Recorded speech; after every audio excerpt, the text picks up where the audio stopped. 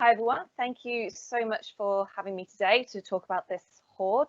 You may already know a little bit about it. It was in the news for at least a couple of days when we announced it was found. So some of this may already be a bit recognisable. So I'm Emily Freeman. I'm the Treasure Trove manager for the Treasure Trove unit in Scotland. And right at the beginning, I want to thank Dr. Matt Knight for his contribution to this presentation. A lot of the interpretation slides and work has been done by him. So thank you for sharing that with me. So the Hoard, it's a metal detectorist find. It was found by Marius Stepien in June of this year. And he was out in the field with a couple of his detecting friends, and he got a signal. So he started to dig, and he started to find these really unusual looking bronze artifacts. You can see a couple of them here on this slide. He kept pulling them out. In total, he recovered 21 objects, including fragments of objects. We're not too sure what they are yet, and some of these larger pieces. And as he looked at them, he realized that there was some what looked like wood on a few of the objects. He was still getting a very large signal from the site, even though he had pulled out these 21 objects. So at that point, he stopped digging, realizing that he had something a little bit different, and he contacted us at the Treasure Trove unit. We get a lot of images of objects sent to us on a daily basis, and when we had these objects sent through, we didn't know what we were looking at. We weren't sure of the function, we weren't really sure of the age, so we sent the images to curatorial colleagues with a bit more knowledge of prehistoric metalwork. So we were aware that there was still material in the ground, and because of that, we knew it was now Bronze Age. So we went out to site with National Museum Scotland archaeologists to excavate. Now, usually when we have a hoard reported to us, well, usually they're scattered, but if we know that there is something in situ, we anticipate it would take us a couple of days to do. This actually took us around about 3 weeks, and hopefully you'll see why as I continue on with the presentation. It became a very complicated excavation. So this is us on site. We were met there by Marius and his friend Thomas, who refound the hoard, and we opened the trench around it. They were great in that they would come in and they would detect around, so we could really sort of pinpoint where the deposit was as we were digging. And that meant we could sort of aim where we were digging and avoid the areas where the hoard was situated. Now, in the right-hand picture, you can see the hole that Marius dug originally just here. Between the hole and Fraser and Tanya was a really strong signal. It was quite a large area, one of the reasons why it took us longer than anticipated. Something else to note is that there were large stones everywhere. So we were very cautious about moving these stones in case we were dislodging an object of some kind. So it was difficult going. As we continued, though, it became more complicated.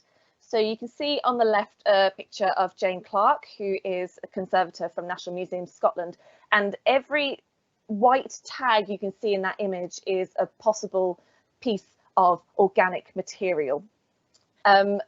So she was inspecting it for us to so that we could consolidate any organics we could find.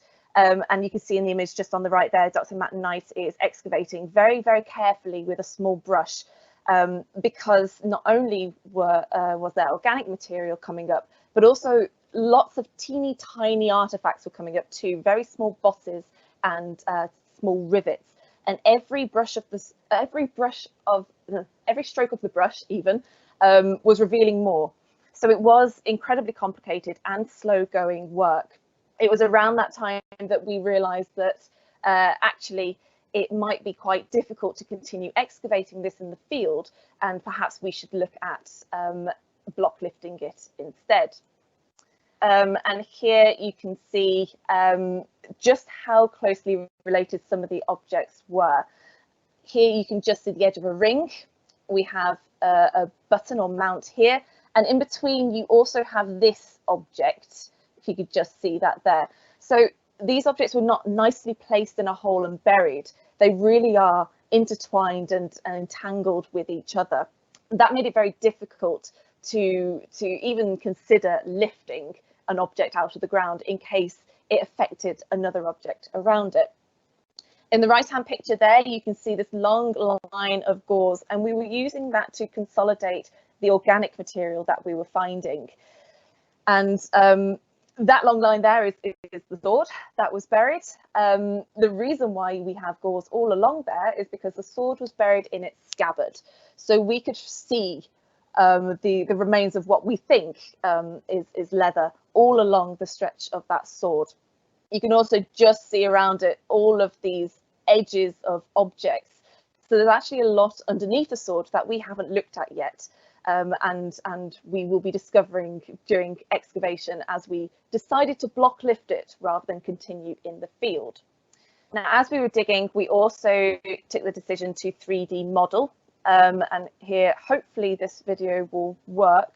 There we go. We do have a live 3D model of this on Sketchfab, which I have the link for, I can share. And the reason why we did this is because of how complicated the deposit was. This is a really great way of recording the relationships between objects.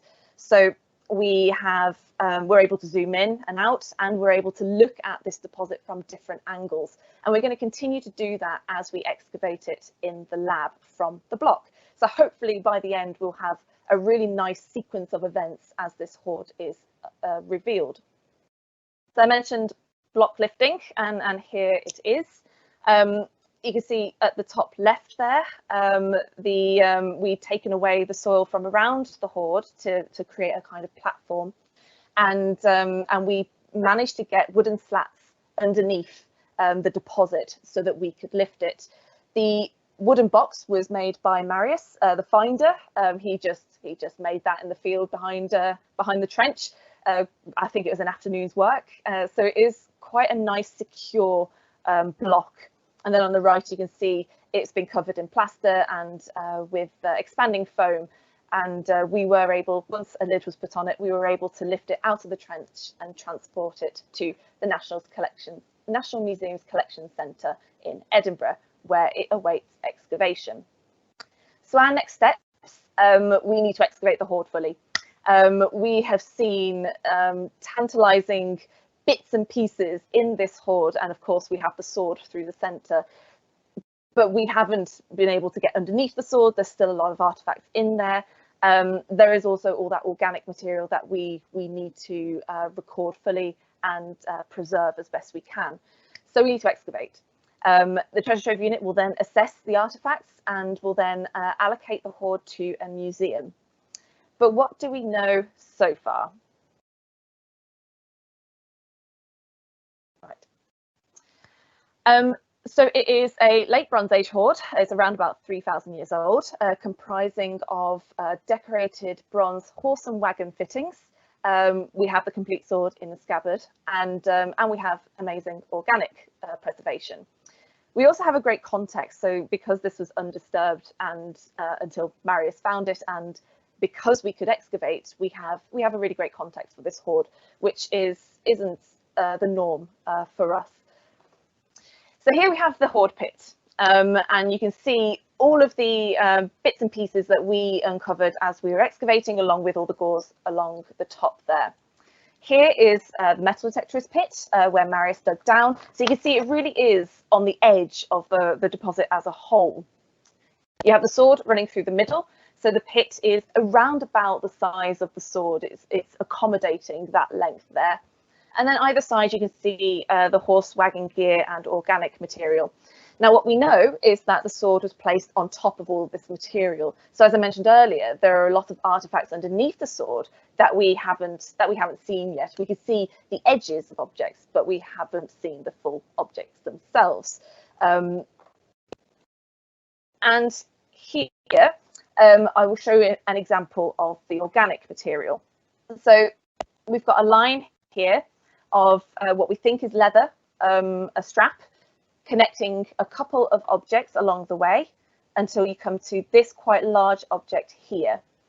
Along this line as well, we found a lot of tiny bronze bosses, which we think decorated the leather strap. This is material that just doesn't usually survive. The leather strap, of course, being organic, would have disintegrated quite quickly, but also the bronze studs and bosses.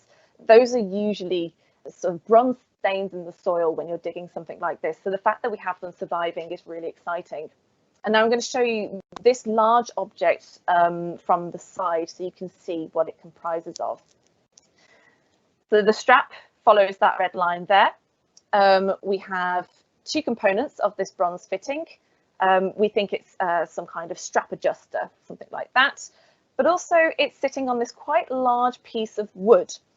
This was an object that we had hoped we would be able to lift in the field because we found it quite quickly during the excavation. But because it has sunk into this wooden piece, we don't know what this wood is. We don't know if it's associated with this adjuster. We don't know if it's associated with something underneath.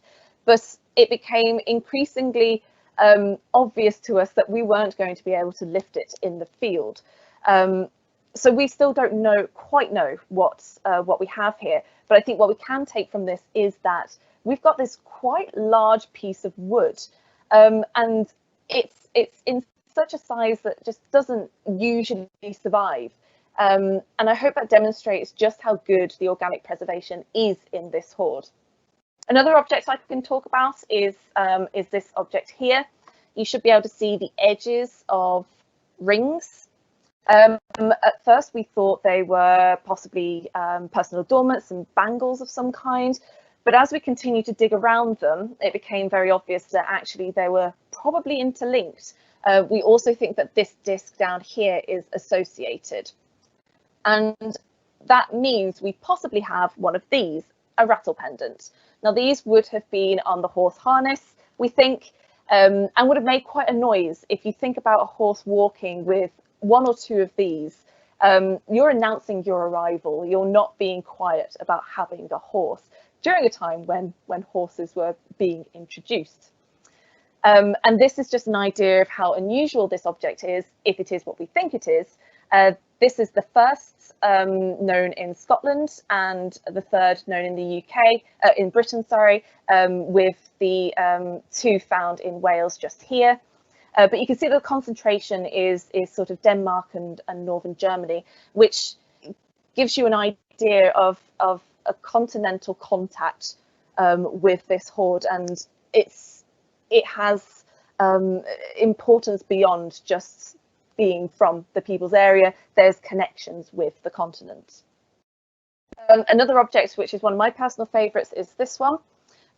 This down in the bottom right is the socketed terminal that Marius found, and we only have one so far, but from this late Bronze Age hoard from Eggleston there are 4, which is interesting to us. Perhaps we have another 3 in the hoard. The Eggleston hoard is a mixed hoard. It's not purely horse harness or wagon related. You've also got these spearheads, you've got pins, you've got a bangle, and you've also got some beads. So these 4 socketed terminals are unusual. We're not sure of the function, and perhaps if we do find another 3 in the Peebles hoard, perhaps that means that we will be able to understand what they were used for, with their association with other artifacts within our hoard, but also possible organic survival as well. So we may be able to solve a bit of a mystery. I should also mention that this isn't the only horse harness hoard from Scotland. The only other one found in Scotland is from 1864 and was found around about 8 kilometres from our Peebles hoard. So 2 hoards actually quite close together of similar material. This one, found in the 19th century, we have horse harness rings, wagon gear, but also 2 socketed axe heads, which we don't know if we have in our hoard, but obviously we have the sword and this one doesn't. So there are some potential differences, but actually this the Horsehope Craig hoard could give us an indication of what we have yet to find in our hoard, and could give us an idea of from our Peebles hoard what this hoard was like as well. And last but not least, we have a great context. So as we were block lifting the deposit, we excavated around the area to ensure that any archaeology was fully recorded and any context was found before we closed the site. And Tanya found a couple of post holes, which was very exciting. So what we have is a hoard deposited in the terminal of a possible inner wall, slot or gully.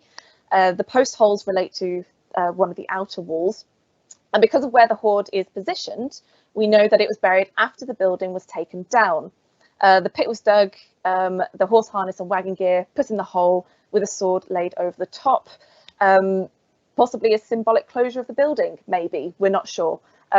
A lot of more work needs to be done on this general context. We were only on site to secure the hoard, so we couldn't extend the trench any further. So I hope this has demonstrated that there is a lot of potential for this hoard. It gives us the opportunity to reevaluate historic hoards and the parallels found in mixed hoards. We will have a much better understanding of the organic components of horse harness gear and wagon fittings.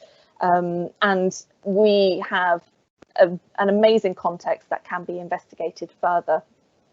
Very quickly, thank you to all of these people, without which this would not be possible.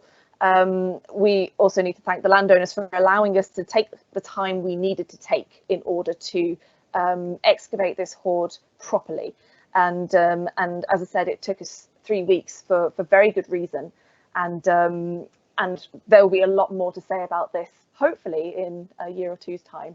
So thank you very much, and apologies for the problems.